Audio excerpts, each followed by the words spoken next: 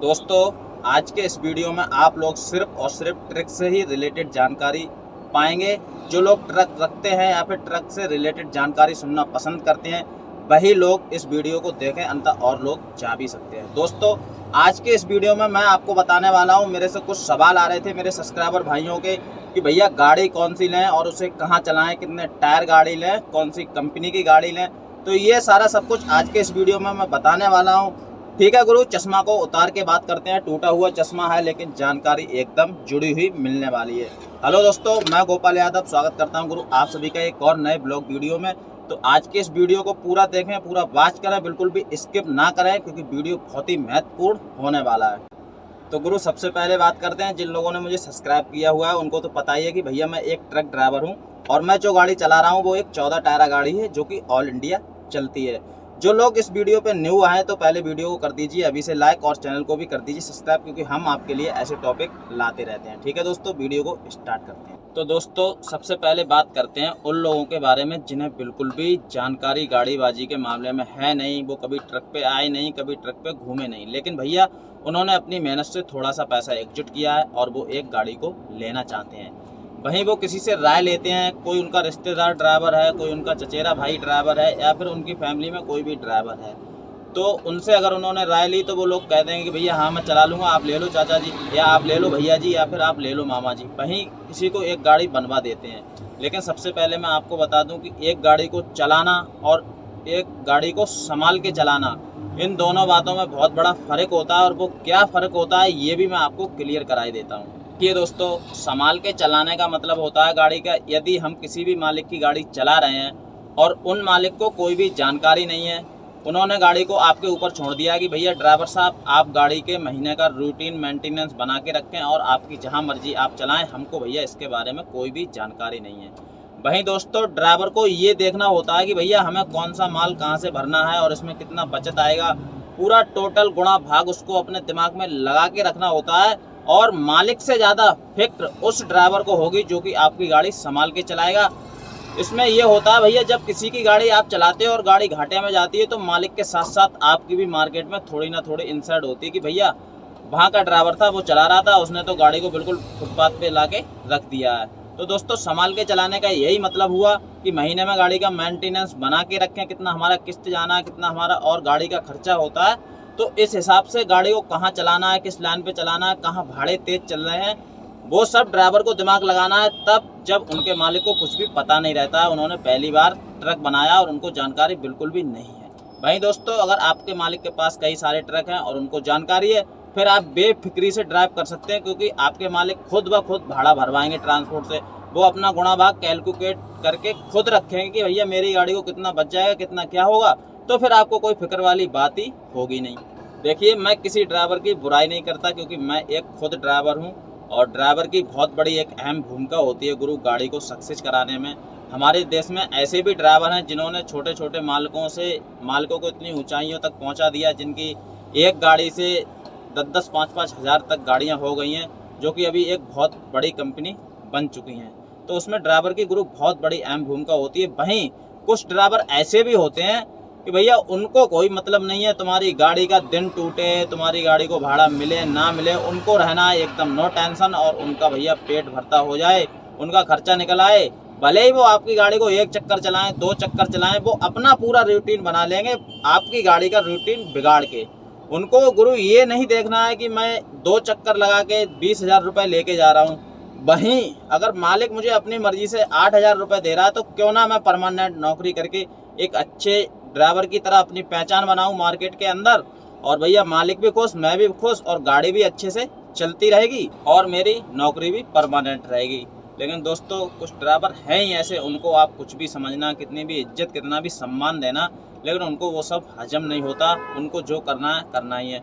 तो भैया जो पहली बार या फर्स्ट बार गाड़ी बनाए वो ऐसे ड्राइवरों से कृपया बच के रहें, नहीं तो गुरु किसी को हो ना हो बड़ा दुख होता है जब मेहनत का किया हुआ एकजुट पैसा आप किसी बिजनेस के लिए लगाते हैं, कोई भी वर्क करते हैं और उसमें आप असफलता पाते हैं, तो बहुत ही ज़्यादा उस वक्त दुख होता है। और गुरु दूसरी बात, यदि आप खुद ड्राइवर हैं, आपके घर में कोई ड्राइवर है, आपको गाड़ी की जानकारी है, फिर पहले आपने कहीं गाड़ी चलाई है, तो फिर आपको कोई प्रॉब्लम नहीं है, आप गाड़ी को बना सकते हैं। तो अब बात करते हैं कि अभी गाड़ी की जो अभी की मार्केटिंग है वो क्या चल रही है। भैया देखिए, मोटरबाजी आप करेंगे तो आपको चढ़ाव उतार मिलते रहेंगे। कभी कभी तो आपका माइंड इतना ज़्यादा कन्फ्यूजन में पहुंच जाएगा कि भैया इस गाड़ी को बेच बाँच के बवाल काट दूँ हटा के। क्योंकि दोस्तों गाड़ीबाजी का दूसरा नाम ही टेंशन है। क्योंकि कभी भी आपको ड्राइवर का फ़ोन आ सकता है कि भैया ये दिक्कत है, रोड में ट्रैफिक प्रॉब्लम है, आरटीओ साहब मिल गए। तो ये सब तो झमेला गुरु आपको झेलना ही झेलना है यदि आप एक ट्रक मालिक बनना चाहते हैं तो। और फिर वहीं बात करते हैं कि कौन सी लाइन चलाएं। तो गुरु मोटरबाजी में मैं पहले भी बता चुका हूं और मैं अभी भी बता रहा हूं कि भैया मेरी तो कोई एक परमानेंट लाइन है नहीं। अगर आपकी हो गई तो कह नहीं सकता, क्योंकि दोस्तों मोटरबाजी में आपको वहाँ जाना पड़ता है जहाँ के भाड़े तेज होते हैं। भैया अभी भाड़े हैं कलकत्ता के तेज, मैं जाऊँ महाराष्ट्र तो मैं क्यों जाऊँ महाराष्ट्र, मैं तो कलकत्ता जाऊँगा। या फिर महाराष्ट्र के भाड़े तेज हैं तो महाराष्ट्र आऊँगा, फिर कलकत्ता नहीं जाऊँगा। तो गाड़ी के लिए कभी भी कोई एक लाइन गुरु होती नहीं है। और एक लाइन होती भी है तो वो तब होती है कि जब आपकी कहीं सेटिंग बनी हुई होती है, आपकी पार्टी से परमानेंट बात होती है कि भैया हमको वहाँ गाड़ी लगानी है, हम इधर से उन्हीं का माल लेके जा रहे हैं, उधर से भी हमको उन्हीं का माल लाना है, तब आपकी वो एक लाइन कही जाएगी। वरना मोटरबाजी में चलने के लिए गुरु जहाँ तक मेरा अनुभव है मैं आपके साथ शेयर कर रहा हूँ, क्योंकि मेरे को भी आज 8-9 साल मोटरबाजी में हो गए हैं। गाड़ी मैंने कभी कोई एक लाइन पे मैंने तो जहाँ जहाँ चलाई, कभी मैंने 2-3-4 जगह ड्राइवरी कर चुका हूँ मैं अपने इन 8-9 सालों में। कभी भी मुझे एक लाइन पे किसी ने भेजा ही नहीं कि भैया आज वहाँ चले जाओ, आप वहाँ चले जाओ, आज वहाँ चले जाओ। तो ऐसा मोटरबाजी में होता रहता है। तो ये फिक्र ना रखें, ना ये दिमाग में रखें कि कोई एक लाइन मोटरबाजी के लिए होती भी है। तो कुछ लोग मेरे से ये भी पूछते हैं कि भैया नई गाड़ी लें या फिर सेकंड हैंड गाड़ी लें। तो मैं उनको राय देता हूँ कि भैया ये आपके ऊपर है, आप अपना बजट खुद देख सकते हैं, ना कि मेरे को पता है कि आपके पास कितना बजट है।